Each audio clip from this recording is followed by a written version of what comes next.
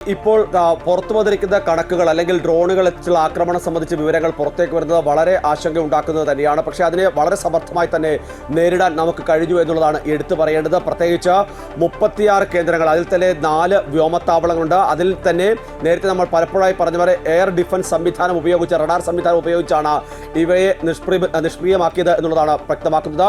ഒരു തരത്തിലും ഈ വ്യോമത്താവളങ്ങളിലേക്ക് എത്തുന്ന സാഹചര്യം ഉണ്ടായിരുന്നു. അതെല്ലാം തന്നെ ഒഴിവാക്കാൻ നമുക്ക് കഴിഞ്ഞിരിക്കുന്നു എന്നുള്ളതാണ് എടുത്തു പറയേണ്ടത്.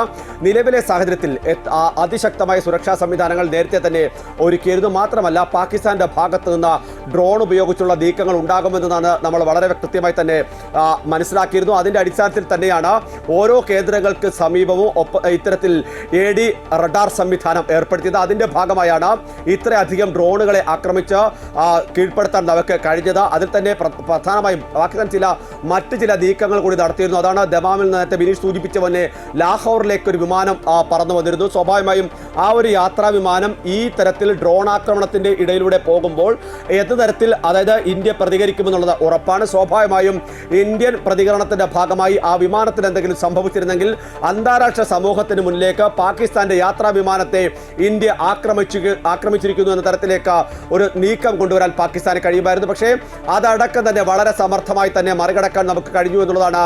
എത്രത്തോളം സൂക്ഷ്മതയോടുകൂടിയാണ് നമ്മൾ ഈ തിരിച്ചടിക്ക് തന്നെ നീക്കം തുടങ്ങിയതും പദ്ധതി ഇട്ടതെന്ന് മനസ്സിലാക്കുന്നത്. മാത്രമല്ല, വളരെ കൃത്യമായി പാകിസ്ഥാൻ ഒരു പക്ഷേ ഈ അതിർത്തി മേഖലയിൽ നിന്നുള്ള ഷെല്ലിംഗ് അടക്കം അത്തരം മറുപടികൾ മാത്രമായിരിക്കും പ്രതീക്ഷിച്ചിട്ടുണ്ടാവുക.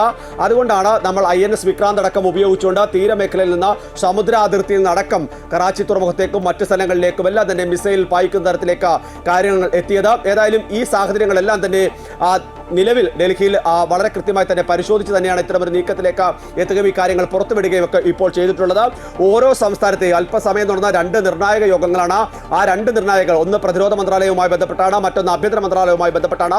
ഈ 2 യോഗങ്ങളിലും ഏതൊക്കെ തരത്തിലുള്ള സാഹചര്യം ഇപ്പോൾ ഓരോ സംസ്ഥാനത്തും ഉണ്ട് എന്ന് സംബന്ധിച്ച് കൃത്യമായ ഒരു പരിശോധന നടത്തുകയും അത് സംബന്ധിച്ച കൃത്യമായ മാർഗനിർദ്ദേശങ്ങൾ നടത്തുകയും ഒക്കെ തന്നെ ചെയ്തിട്ടുണ്ട്. ഒരു തരത്തിലും ന്യായീകരിക്കാനാകാത്ത നടപടിയാണ് പല ഘട്ടങ്ങളിലും പാകിസ്ഥാന്റെ ഭാഗത്തുണ്ടാകുന്നത്. ഇത് ഇതുവരെ നടത്തിയ നടപടികളെ സംബന്ധിച്ചുള്ള വിലയിരുത്തൽ മാത്രമല്ല ഇപ്പോൾ നടന്നതെന്നാണ് നമുക്ക് ലഭിക്കുന്ന സൂചനകൾ. അതായത് ഇന്ന് രാത്രിയും പാകിസ്ഥാൻ ഒരുപക്ഷെ പ്രകോപനം ഉണ്ടായേക്കാം. അങ്ങനെയാണെങ്കിൽ ഏത് തരത്തിലായിരിക്കണം തിരിച്ചടികൾ എന്നത് സംബന്ധിച്ചുള്ള വിശദമായ പരിശോധന തന്നെയാണ് ഇപ്പോൾ കേന്ദ്രതലത്തിൽ, ഉന്നതതലത്തിലെല്ലാം തന്നെ നടക്കുന്നത്. ഒപ്പം തന്നെ ഏതൊക്കെ നടപടിയായിരിക്കണം ഇതുമായി ബന്ധപ്പെട്ട മുന്നോട്ട് കൊണ്ടുപോകേണ്ടത്, അതോടൊപ്പം തന്നെ സൈനിക മേഖലകളിൽ ഏതെങ്കിലും തരത്തിലുള്ള കൂടുതൽ വിന്യാസം ആവശ്യമാണോ തുടങ്ങിയ കാര്യങ്ങളെല്ലാം തന്നെ വളരെ കൃത്യമായി തന്നെ പരിശോധിച്ച് അതിനുള്ള നടപടികൾക്ക് നീക്കം ആരംഭിച്ചിട്ടുണ്ട്. മറ്റൊന്ന്, ഈ അതിർത്തി പങ്കിടുന്ന സംസ്ഥാനങ്ങളിൽ മാത്രമല്ല ഇപ്പോഴത്തെ ഒരു സാഹചര്യം മോശമാകുന്നത്. പ്രത്യേകിച്ച് മറ്റ് സംസ്ഥാനങ്ങളിലും സ്വാഭാവികമായും ഏതെങ്കിലും തരത്തിലുള്ള പാകിസ്ഥാന്റെ നീക്കങ്ങളോ ഭീകരവാദ സംഘടനകളുടെ നീക്കങ്ങളോ ഉണ്ടാകാൻ ഒരു സാധ്യതയുണ്ട്. അതുകൊണ്ട് തന്നെ ആ സംസ്ഥാനങ്ങൾ കേന്ദ്രീകരിച്ചും കൂടുതൽ മാർഗനിർദ്ദേശങ്ങൾ ഈ ഘട്ടത്തിൽ നൽകിയിട്ടുണ്ട്.